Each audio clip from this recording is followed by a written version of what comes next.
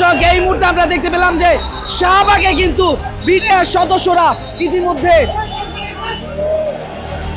চলে এসেছে এবং সেই সাথে তারা কিন্তু ঠিক আস্তে আস্তে করে তাদেরকে কিন্তু গতিরোধ করেছিল সেই শাহবাগ থানার সামনে এবং সেই জায়গা থেকে কিন্তু তারা এই মুহূর্তে আমরা দেখতে পাচ্ছি ঠিক তারা শাহবাগে কিন্তু চলে এসেছে এবং সেই সাথে আমরা কিন্তু বলতে চাই যে তারা কিন্তু বেশ কয়েকদিন ধরে আমরা দেখতে পাচ্ছিলাম তারা শহীদ মিনারে অবস্থান করছিল এবং সেই শহীদ মিনার থেকে কিন্তু ইতিমধ্যে তারা শাহবাগে এসে অবস্থান নিয়েছে।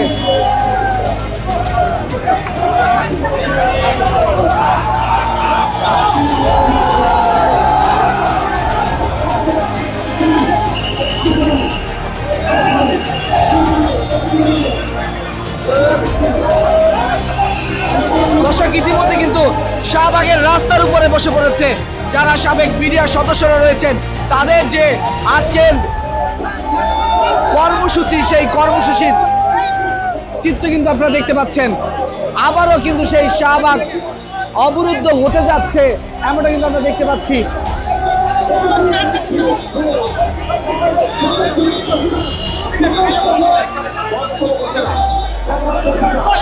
তবে পুলিশ সদস্যরা কিন্তু এখানে রয়েছে, তারা কিন্তু যমুনার অভিমুখে যাতে না যেতে পারে সে কারণে কিন্তু পুলিশ তারা সতর্ক অবস্থানে রয়েছে।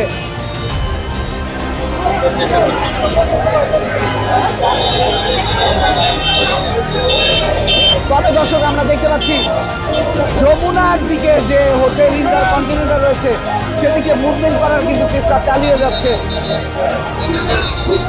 দর্শক আপনারা জানেন যে যমুনাতে প্রধান উপদেষ্টা ডক্টর মোহাম্মদ ইউনূসের বাসভবন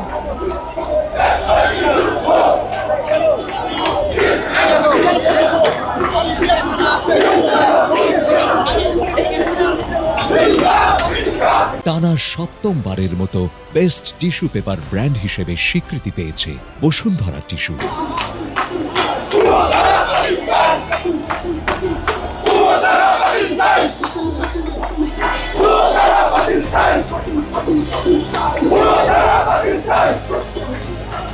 দর্শক আপনাদের কিন্তু দেখাতে চাই যে এদিক দিয়ে যমুনার দিকে যাওয়ার পথ রয়েছে সেই পথে কিন্তু পুলিশ অবস্থান নিয়েছে এবং সেই সাথে এখানে আমরা দেখতে পাচ্ছি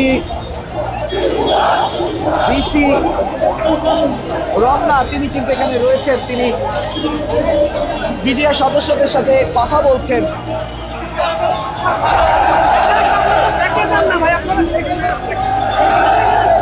রাস্তাটা ব্লক করে দিলেন ভাই, সমস্ত গাড়ি ঘোড়া বন্ধ হয়েছে। প্লিজ ভাই আপনারা আপনাদের জায়গা যান, একটু ঘুরাই না প্লিজ, আপনারা বললেই যাবে আপনাদের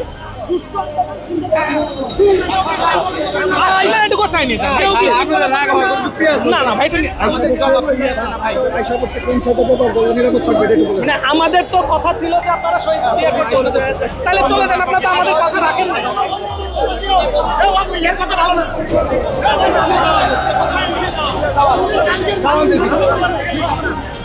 উনি কালকে মিষ্টি কথা বলছেন 10টার মধ্যে রিপোর্ট দেওয়ার কথা। ওনার স্যারের নাম কি? নামটা বলেন।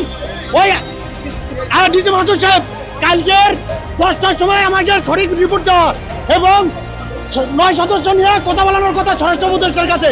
উনি না করার কারণে আজকের এই মিছিল আমরা প্রধান উপদেষ্টার কাছে আমরা রওনা দিয়েছি।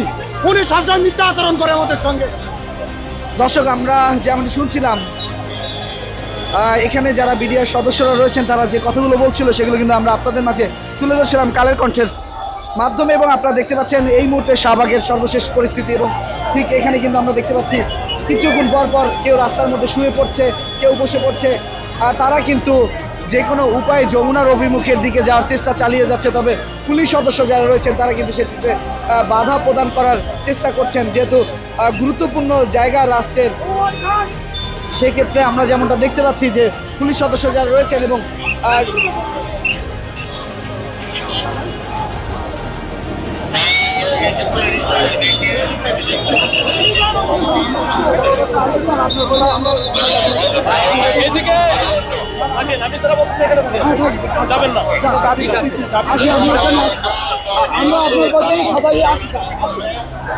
দর্শক আপনারা দেখছিলেন শাহবাগের বর্তমান সর্বশেষ পরিস্থিতি তুলে ধরছিলাম, আমি সঙ্গে ছিলাম আমি মোহাম্মদ রায়হান হোসেন। আপনারা দেখছেন কালের কণ্ঠ।